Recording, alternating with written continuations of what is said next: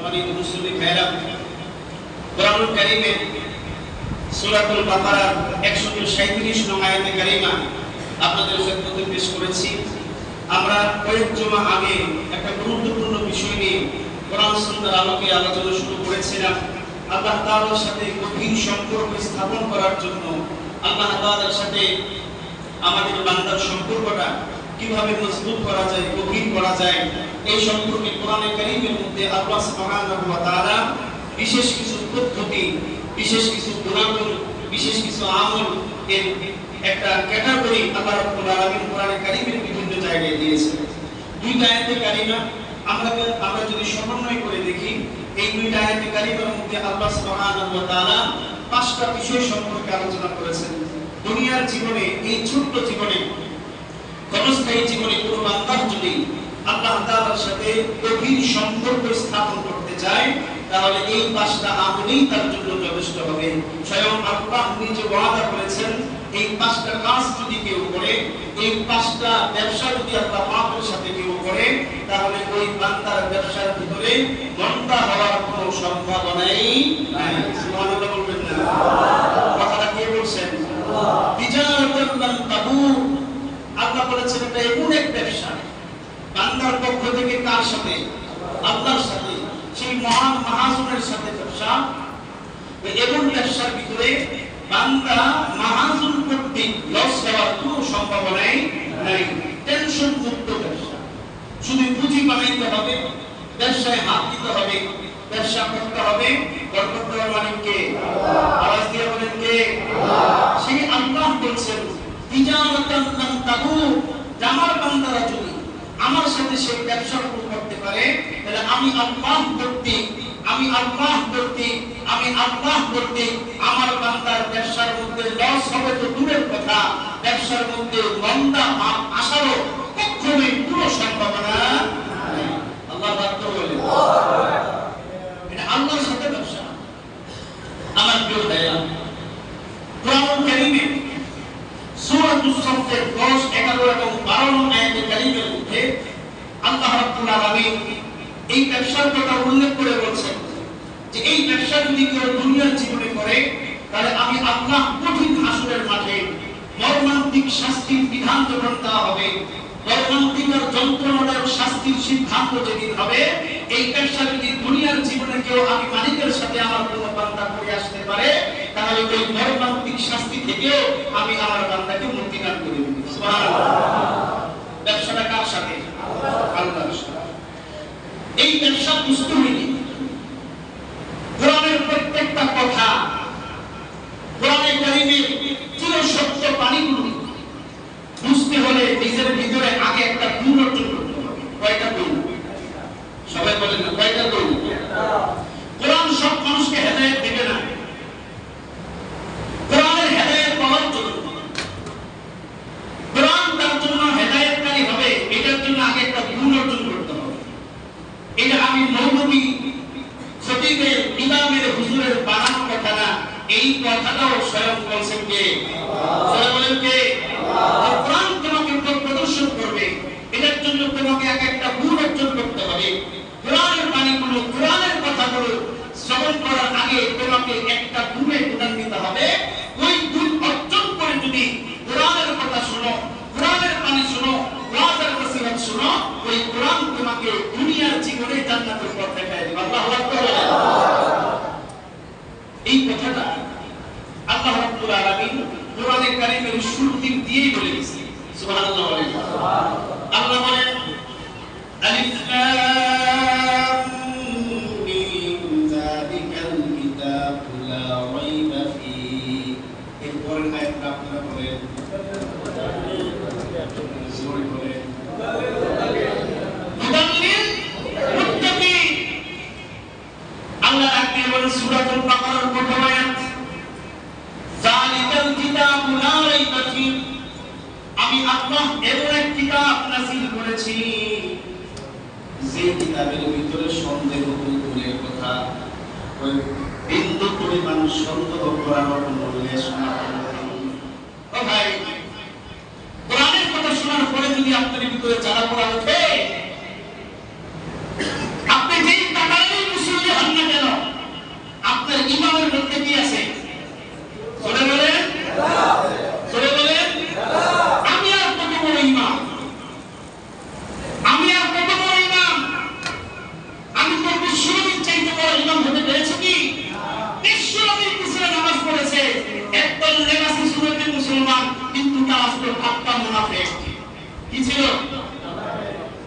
সামনে গিয়ে এক কথা, নবীর পশ্চিম দিকে পারে হয়ে আরেক কথা।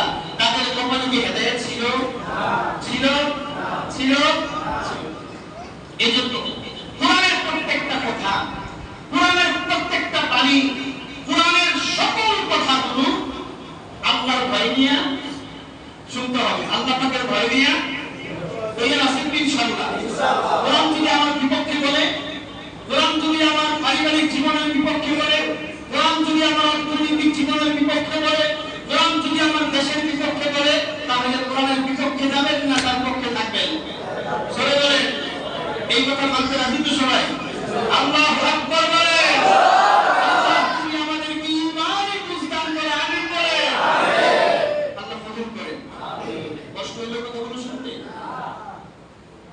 ঈমান বাঁচাইলা, ঈমান বাঁচাইলা। আদালতের দুশমনী আমাদের সাথে রেখে তো লাভ নেই। কারণ এই নবীরা কথা বলে কার? আল্লাহ। সরে বলেন কার? আল্লাহ। খুব সাবধান। কোরআন ডাক দিয়ে বলে যালিকাল কিতাবু লা রাইবা ফীহি হুদাল লিল মুত্তাকিন। বান্দারে কোরআন নাযিল করেছি তোমার হেদায়েতের জন্য। কোরআন তাবিজ কবজ দেওয়ার জন্য নয়, সুর ধরার জন্য কোরআন নাযিল করে নাই, পেট ব্যথা দূর করার জন্য কোরআন নাযিল করে নাই, সিনে ধরা রোগীকে বাঁচানোর জন্য আমি আল্লাহ কোরআন নাযিল করি নাই। আমি কোরআন নাযিল করেছি। কোরআন ডাক দিয়ে বলে وَقَدْ أَنزَلَ اللَّهُ إِلَيْكُمْ ذِكْرًا رَسُولًا يَتْلُو عَلَيْكُمْ آيَاتِ اللَّهِ مُبَيِّنَاتٍ لِيُخْرِجَ الَّذِينَ آمَنُوا وَعَمِلُوا الصَّالِحَاتِ مِنَ الظُّلُمَاتِ إِلَى النُّورِ। আল্লাহু আকবার বলে। আল্লাহ বলে আমি কোরআন নাযিল করেছি তোমাদের কাছে। وَقَدْ أَنزَلَ اللَّهُ إِلَيْكُمْ ذِكْرًا। আমি কোরআন নাযিল করেছি তোমাদের কাছে। কেন? এই কোরআন, এই কোরআন, এই কোরআন যাদের ঈমান ঠিক আছে, যাদের আমল ঠিক আছে, তাদেরকে অন্ধকার থেকে আলোর পথ দেখাবে। আল্লাহু আকবার বলে।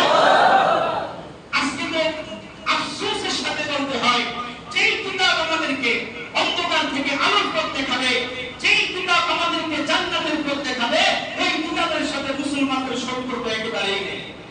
কথা ঠিক না ঠিক? সম্পর্ক নেই। মানে আমাদের সম্পর্ক দুনিয়ার সব জিনিসের সাথে। সম্পর্ক থাকে না শুধু মালিকের সাথে, সম্পর্ক থাকে না নবীর সাথে, সম্পর্ক থাকে না কোরআনের সাথে, সম্পর্ক থাকে না ইসলামের সাথে। নাম হলো তার মুসলিম। তার নাম কি? মুসলমান। দাবি করে মুসলিম, দাবি করার নাম মুসলমান নয়। কোরআনে কারীম ডাক দিয়ে বলেন এই কোরআন আমি তোদের হেদায়েতের জন্য বান্দা নাযিল করেছি। হেদায়েত যদি পাইতে হয় তাহলে মনটাকে গরম করে আমি আল্লাহর ভয় করে নিয়ে কোরআনের প্রত্যেকটা হরফের কথা তোমার শুনতে হবে। কথা ঠিক কি না? সে আল্লাহ ডাক দিয়ে বলেন ইয়া আইয়ুহাল্লাযীনা আমানু হাল আদুল্লুকুম আলা তিজারাতিন তুনজিকুম মিন আযাবিন আলীম। সূরা সাফাত কষ্ট করে আল্লাহ ডাক দিয়ে বলেন তাফসীরের কিতাবের মধ্যে লেখে ইয়া আইয়ুহাল্লাযীনা আমানু। এই যে একটা শব্দ, কমন শব্দ, আল্লাহ রাব্বুল আলামিন ঈমানদারদেরকে ডাক দিয়েছেন। কিতাবের ভিতরে লেখে কোরআনে কারীমে যত জায়গায় আল্লাহ এই আয়াতটা বলছেন ইয়া আইয়ুহাল্লাযীনা আমানু, এই ডাকটা দেওয়ার সময় আল্লাহ তাআলা তার কুদরতি হাত দিয়া বান্দাকে হাত ছাড়িয়ে দিয়ে ডেকে ডেকে বলছে বান্দা আমার কথাটা শোন। আল্লাহু আকবার। ইয়া আইয়ুহাল্লাযীনা আমানু, আল্লাহ তার কুদরতি হাত ছাড়িয়ে দিয়ে ডাকে বলে বান্দারে তুই যদি আমি আল্লাহর প্রতি বিশ্বাস স্থাপন করে থাকস, ঈমানদার হয়ে থাকস, হাল আদুল্লুকুম আলা তিজারা, আমি কি তোর একটা ব্যবসার কথা বলবো নি? সুবহানাল্লাহ বলেন। কে বলতেছে? ধরে বলেন কে? আল্লাহ বলতেছে হাল আদুল্লুকুম আলা তিজারা। বান্দা আমি কি তোমার একটা ব্যবসা শিখিয়ে দিব? কেমন ব্যবসা? আল্লাহ ব্যবসাটা বলার আগে বান্দারে লাভটা বুঝাইছেন। সুবহানাল্লাহ বলেন। আগে ব্যবসার কথা বলেন নাই, প্রশ্নটা করা পাওয়ার সাথে সাথে হাল আদুল্লুকুম আলা তিজারা, বান্দারে আমি কি তোমার একটা ব্যবসা বুঝাবো? কেমন ব্যবসা? ওই যে ব্যবসাটা তুনজিকুম মিন আযাবিন আলীম, এমন ব্যবসা, ওই যে ব্যবসাটা তোমাকে মর্মান্তিক আযাব থেকে বাঁচিয়ে দিবে। আল্লাহু আকবার বলে। এক নম্বর ফায়দা, বহু ফায়দা। এই ব্যবসার এক নম্বর ফায়দা হলো তোমাকে জাহান্নামের আগুন থেকে এই ব্যবসা তোমার বাঁচিয়ে দিবে। আল্লাহু আকবার বলে। ব্যবসাটা বলতেছে কে? আগে নিয়ে আল্লাহর সাথে বলি বলবো। এই পরের আয়াত আল্লাহ ব্যবসাকে হেদায়েত করবেন। খুব ভালো করে বুঝেন, সূরাতুল বাকারার 2 নম্বর আয়াতে কারিমার আলোকে স্বয়ং রব্বুল আলামিন যিনি কোরআন নাযিল করেছেন তার বক্তব্য আমি নকল করে আপনাদেরকে শোনাই। আল্লাহ বলেন, এই কোরআন তো ওই সমস্ত মানুষদেরকে হেদায়েত করবে যাদের ভিতরে ভয় আছে।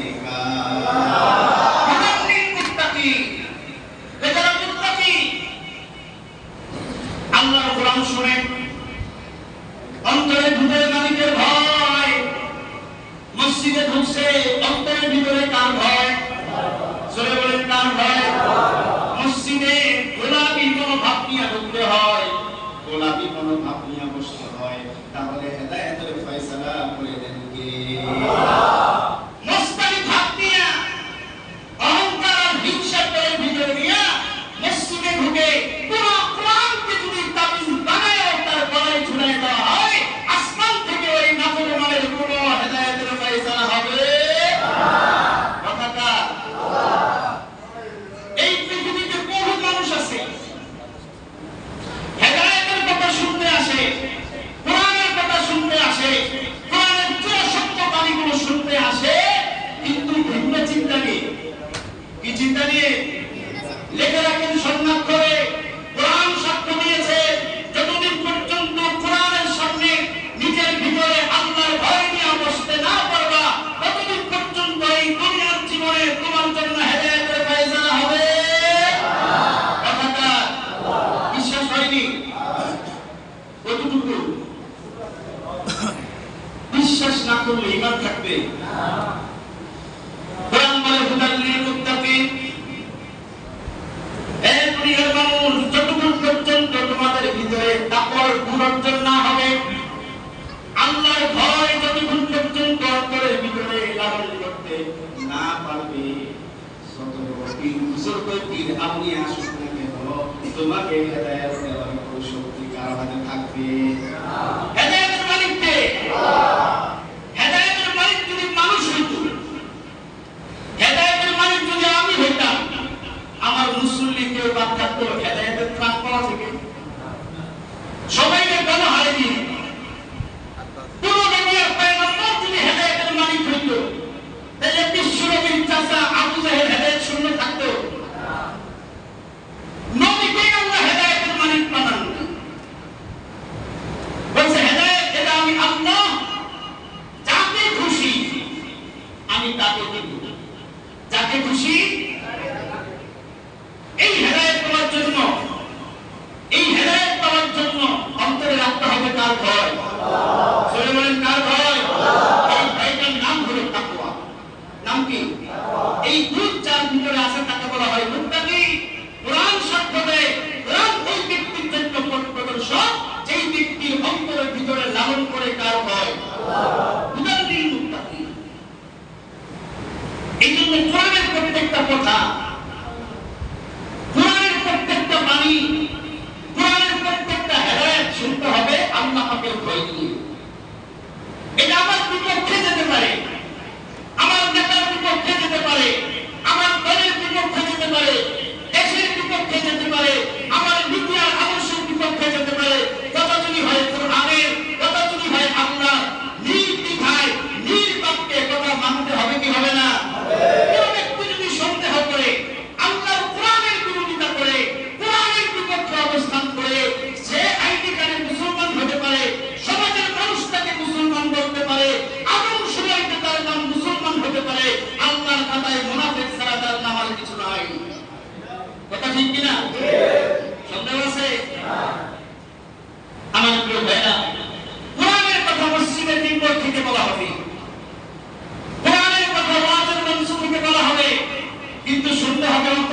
ভয় নিয়ে? কিছু জ্বালা পোড়া থাকতেই পারে।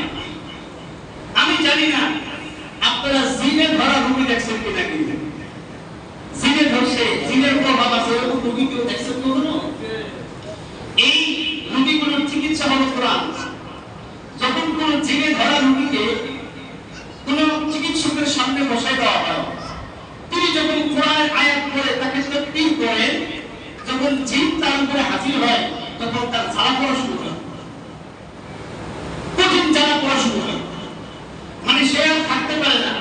কোরআনের এক একটা আয়াত এক একটা জালিমের বাড়ি, তো জিনের উপরে বেদকুরখানি করতে থাকে আর চিৎকার করতে থাকে, করতে থাকে।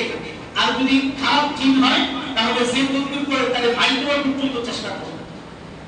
তো সমাজে কিছু মানুষ এমন থাকবে যারা লেবাসী মুসলিম, যারা দাবি করে মুসলিম, কিন্তু ইসলামের বিন্দু পরিমাণ কোন নিদর্শন মাথা থেকে পা পর্যন্ত তাকাইলে তার ভিতরে খুঁজে পাওয়া যায় না।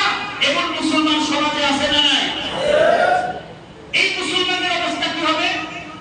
যখন কোরআন তার নেতার বিরুদ্ধে বলবে, কোরআন তার দলের বিরুদ্ধে বলবে, কোরআন তার ব্যক্তির বিরুদ্ধে বলবে, কোরআন তার ব্যক্তির কর্মের বিরুদ্ধে বলবে, তখন তার ভিতরে ওই জ্বালা শুরু হবে। তখন সে মসজিদের থেকে বের হয়ে ফতোয়া দিবে। মোল্লারা বেশি কথা বলে, মোল্লারা এই বলে সেই বলে, মোল্লারা বেশি কথা বলে না। হাল আদুল্লুকুম আলা তিজারাতিন তুনজিকুম মিন আযাবিন আলীম। আল্লাহ নাম্বার 1 ব্যবসা করতেছেন তুমিনুনা বিল্লাহ। আল্লাহু আকবার বলেন। এক নাম্বার ব্যবসা আমার কেমন? এটা হলো আমি আল্লাহর প্রতি বিশ্বাস স্থাপন করা। ঈমান বড় কঠিন এবং গুরুত্বপূর্ণ সাবজেক্ট। ঈমান বড় কঠিন। উদাহরণস্বরূপ বলি, মাদার তেরেসার নাম শুনে নেই। এই জায়গায় এরকম কোনো মানুষ নাই তার জীবনী করে নাই, তার জীবনী করে দেখবেন।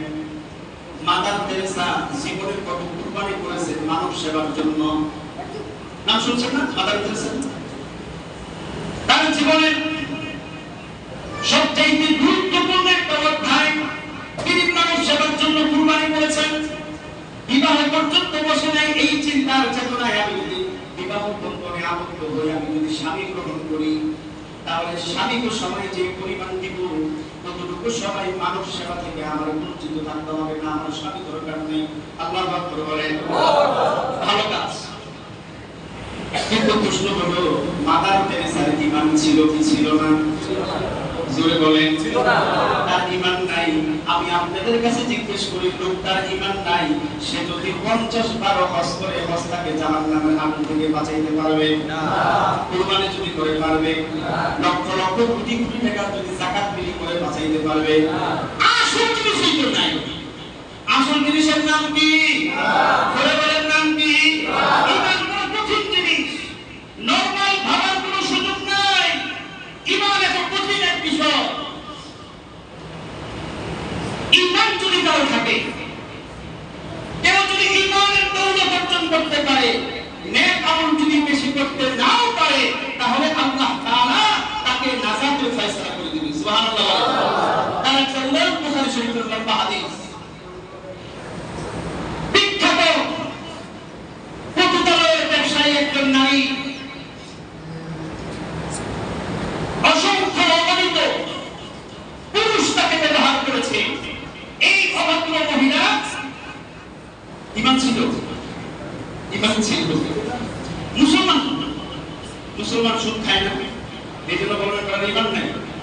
ঈমান আছে কিন্তু দুর্বল। ঈমান আছে, এই ঈমান দিয়ে জান্নাতে যাওয়া একটু কঠিন হয়ে যায়। ঈমান আছে। ওই পতিতালয়ের নারী হাজার হাজার পুরুষ গ্রহণকারী ওই নারী বুখারী শরীফের হাদিস সাক্ষ্য দেয়। একদিন কোনো একদিকে যাচ্ছিলেন, একটা কুকুর বড় তৃষ্ণার্ত, পিপাসায় জিহ্বাটা বের হয়ে গেছে, মাটি চাটা শুরু করছে। ওই পতিতালয়ের এই ব্যবসায়ী মহিলার দেখে তার একটু মায়া লাগছে। একটা নিকৃষ্ট প্রাণী, সৃষ্টির সবচাইতে নিকৃষ্ট দুষ্ট ইতর জাতীয় প্রাণীগুলো কুকুরের প্রতি তার মায়ের জন্মাইছে, তার পায়ের ভিতরে ছিল চামড়ার মোজা। বহু বছর আগে সেই মরুভূমির কূপের কথা বলতেছি, আমাদের দেশের পানির ব্যবস্থা না, সাল্লাম মোটর সাল্লাম পানি চলে আসলো না, ওই কূপের ভিতরে মহিলা নামছে, নামার পরে মোজার ভিতরে পানি নিয়েছে, পানি নিয়ে আবার উপরে উঠছে। এই দুশ্চরিত্রা, এই খারাপ চরিত্রা মহিলাটা ওই জুতার ওই মোজার ভিতরে পানি কুকুরের সামনে দিয়েছে, কুকুর খায়া তৃষ্ণা নিবারণ করছে। নেকামল জীবনে কিছু নেই, কিন্তু ইমানের প্রতি একটু হালকা দৌলত তার আছে। কথা বুঝতেছেন? ইমান বড় কঠিন জিনিস। ওই পতিতালয়ের নারী একটু পানি পান করেন একটা নিকৃষ্ট প্রাণীকে। এই যে মানব সেবাটা আল্লাহর কাছে বড় পছন্দের হয়ে গেছে। আল্লাহু আকবার বলেন। আল্লাহর কাছে বড় পছন্দের হয়ে গেছে। আল্লাহর নবী বলেন পানির বিনিময়ে আল্লাহ তাআলা তাকে হেদায়েতের ফয়সালা করে দিয়েছে। সারাটা জীবন মানব সেবা করছে, তাও কি নিকৃষ্ট কোনো প্রাণীর নয়, আশরাফুল মাখলুকাতের সেবা করছে, কিন্তু হেদায়েত পায় নাই কেন? আসল জিনিসটাই তার। সারা জীবন গুনাহ করছে, মৃত্যুর আগ মুহূর্তে একটা নিকৃষ্ট প্রাণী, এই প্রাণীকে শুধু একটু পানি পান করাইছে, তাও চামড়ার মোজা ব্যবহার করে। ঈমান থাকার কারণে সারা জীবনের কোনো নেক আমল তার নাই, মানব সেবার কারণে আল্লাহ এই কুসিনায় তার বান্দাকে মাফ করে দিয়েছে। ঈমান কি হালকা জিনিস? ঈমান বড় কঠিন জিনিস। আল্লাহ বলেন আমার সাথে এক নম্বর ব্যবসা হলো ঈমান। আল ঈমানু বিল্লাহ, তুমিনুনা বিল্লাহি ওয়া রাসূলিহি। আমি আল্লাহর প্রতি ঈমান আনা, আমার রাসূলের প্রতি ঈমান আনাই হলো এক নম্বর ব্যবসা। এই জায়গাটা যার ঠিক, তার জিন্দেগীর সমস্ত কাজ ঠিক। এই জায়গাটার ভিতরে যার রেজাল্ট, জিন্দেগীর সমস্ত কাজে হবে তার লাভ নাই। ঈমানটা কত দাম, একটা উদাহরণ দিয়ে বুঝাই আপনি একটু মনোযোগী হন। বড় কঠিন সাবজেক্ট। ঈমান নিয়ে আমাদের একটা আলোচনা হয় না, যেই পরিমাণ আলোচনা মসজিদে নববীতে বসে সাহাবায়ে কেরাম করতেন। আল্লাহ নবী বলেছেন জাদ্দিদু ঈমানাকুম, ঈমান আছে, ঈমানকে আবার নবায়ন করুন। আমি এই মুহূর্তে যদি আপনাদেরকে জিজ্ঞেস করি, লজ্জা দেওয়ার কথা বলতেছি না, লজ্জা দিতেও চাই না, কে আছেন বুকে হাত দিয়ে বলতে পারবেন হুজুর ঈমানের পরিচয় আমি জানি, ঈমান কাকে বলে? আমার তো মনে হয় 100 নাম্বার পাওয়া ফেল করবে আমার এমন মুসলিমের মসজিদ আজকে অভাব নাই। কথা ঠিক কিনা? ঈমান কাকে বলে? ঈমানের পরিচয়টা কি? আমি তো মুসলিম, আমি তো দাবি করি আমি একজন ঈমানদার। ঈমানের পরিচয় কি, কাকে বলে এটাই তো আমরা জানি না। ঈমান কাকে বলে এটাই আমাদের জানা নাই। আপনি একজন ঈমানদার, আপনি ঘুমাচ্ছেন ঘরে, আপনি দাবি করেন আপনি মুসলমান, আপনি বড় কুরবানি দাতা, আপনি সবচেয়ে বড় দাতা, আপনি হাজার হাজার বার বাইতুল্লাহ জিয়ারত করে আসছেন, নবীর কবর জিয়ারত করে আসছেন, আপনি ভাবতেছেন আপনি ঈমানদার। এই চিন্তায় আপনি ঘুমাইতেছেন, ঈমানের পরিচয় আপনার জানা নাই। উপায় আছে? আর ঈমান বড় কঠিন বিষয়। আমার এই যে পোশাক, এই পোশাকটাকে যদি আমি পবিত্র রাখতে চাই, উদাহরণস্বরূপ আপনার কাছে আমার জিজ্ঞাসা, দিল থেকে উত্তর দিবেন এই পোশাকটা নাপাক হওয়ার জন্য কয় আইটেমের নাপাকিলাটা জরুরি? একটাই যথেষ্ট, একটাই যথেষ্ট। কিন্তু এটাকে পাক করার জন্য কয়েক আইটেমের নাপাকি থেকে আপনাকে এটাকে হেফাজত করতে হবে। আর এইটাকে যদি নাপাক বানাইতে চান, হাজার হাজার আইটেমের দরকার নাই, একটা আইটেমের সামান্য কিঞ্চিত পরিমাণ যদি আপনার কাপড়ের মধ্যে লাগে, আপনার কাপড় নাপাক হয়ে যায়। কথা ঠিক কিনা? ঈমান এমন কঠিন বিষয়, ঈমান যদি ঠিক রাখতে হয়, আপনাদের কষ্ট হইতেছে, ঈমান যদি ঠিক রাখতে হয় তাহলে কোরআনুল কারীমের বিসমিল্লাহ বা থেকে শুরু করে কোরআনুল কারীমের সূরাতুন নাসের ওই সিন নুন পর্যন্ত টোটাল কোরআনের উপরে বিশ্বাস স্থাপন যে করতে পারবে আর মানতে পারবে, এটার নাম হলো মুমিন। কথা ঠিক কিনা? পুরা কোরআন না বেঈমান হওয়ার জন্য কোরআনের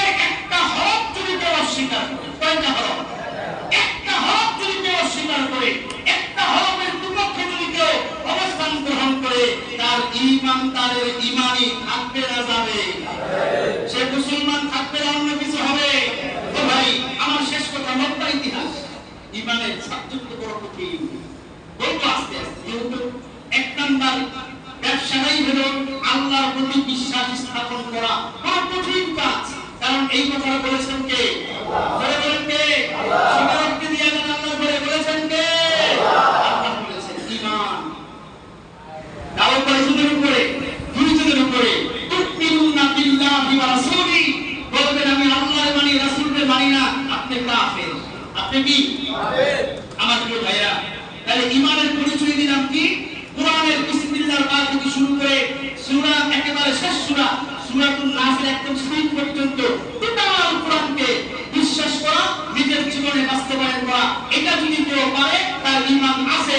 এটা যদি কেউ না পারে তাহলে তার ঈমান, সে মসজিদে এসে প্রথম কাতারে নামাজ পড়তে পারে কিন্তু নামাজ তার কি নাই। সে বাইতুল্লাহ যে তওয়াফ করতে পারবে কিন্তু কি নাই। সে কোটি টাকা যাকাত দিতে পারবে কি নাই। বহু কুরবানি দিতে পারবে কি নাই। সেটা বলেন কি নাই। এটা বেঈমান। এটা কি? আমার কথা কষ্ট পেয়ে না, ঈমানের বিষয় তো বড় কঠিন কথাবার্তা। ওটা কি? ওটা লেবাসদারি বেঈমান। ওটা লেবাসদারি, সেটা বলেন লেবাসদারি, ওটা মুনাফিক। ওটা নবীর পিছনে পড়েও হেদায়েত পাবে, নামাজ পড়ে। আমার কেউ ভাইরা, এই পোশাকটাকে আমি পাতলা করে কয়েক আইটেমের নাপাকি থেকে আমাকে বাঁচাইতে হবে, তাহলে এটা পাক, নামাজ পড়া যাবে, পড়া যাবে, ওইটা কোথাও যাওয়া যাবে।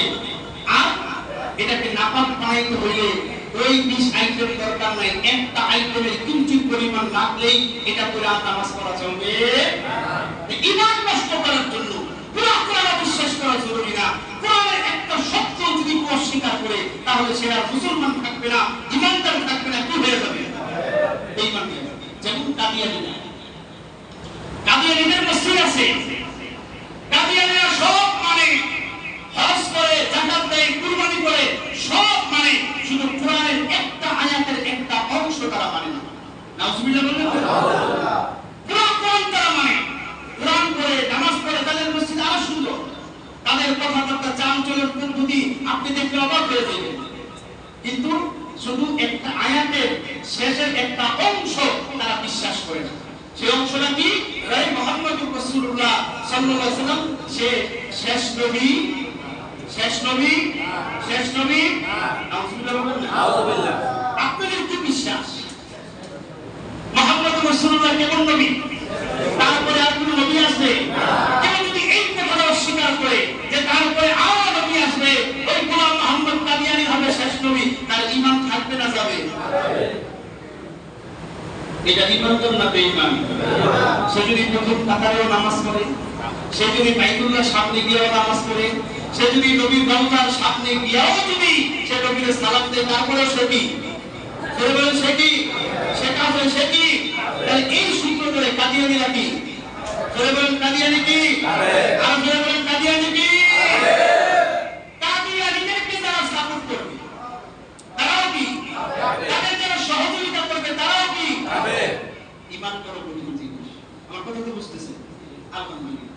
বুঝা দরকার, না বুঝা মরলে তো উপায় নেই। ঈমান বুঝে যাইতে হবে। এবার আপনাকে আমি কিছু মাপকাঠি দিব। ওই যে থার্মোমিটার আছে আমার কাছে, আপনার ঈমান আছে না নাই, কি পরিমাণ আছে, নিজেরটা নিজেই মাপতে পারবেন। ফার্মেসিতে যাইতে হবে না। এর আগে একটা থার্মোমিটার আপনাদেরকে দিয়েছিলাম। ভালো কাজ দেখলে ভালো লাগে, আর খারাপ কাজ দেখলে খারাপ লাগে, বুঝতে হবে ঈমান আছে। ভালো কাজ দেখলে ওই যে কোরআনের কথা শুনলে জ্বালা পোড়া ওঠে, কোরআনের কথা বললে, হক কথা বললে এটা জামাত, এটা শিবির, তাহলে বুঝতে হবে ঈমান আপনার। আপনি লেবাসদারি বেঈমান। বলে বলেন লেবাসদারি বেঈমান। খুব সাবধান। কোরআনের বিপক্ষে অবস্থান করা বড় কঠিন কাজ। ঈমান নিয়ে মরার সৌভাগ্য হবে না। কষ্ট পেলেন? কথা তো বুঝতেছেন? আরো বুঝতে হবে। ঈমান শিখতে হবে। ঈমান শিখা তারপরে খবরে যাওয়া দরকার আছে না নাই? আল্লাহ রাব্বুল আলামিন এই কথাগুলো বুঝবার, আমল করার তৌফিক দান করুন। আমার প্রিয় ভাইরা, এই টোটাল কথার ভিতরে একটা জিনিস আজকে আপনাদের খেদমতে পেশ করলাম, সেটা হলো আল্লাহর সাথে 5টা ব্যবসা আমাদের করতে হবে।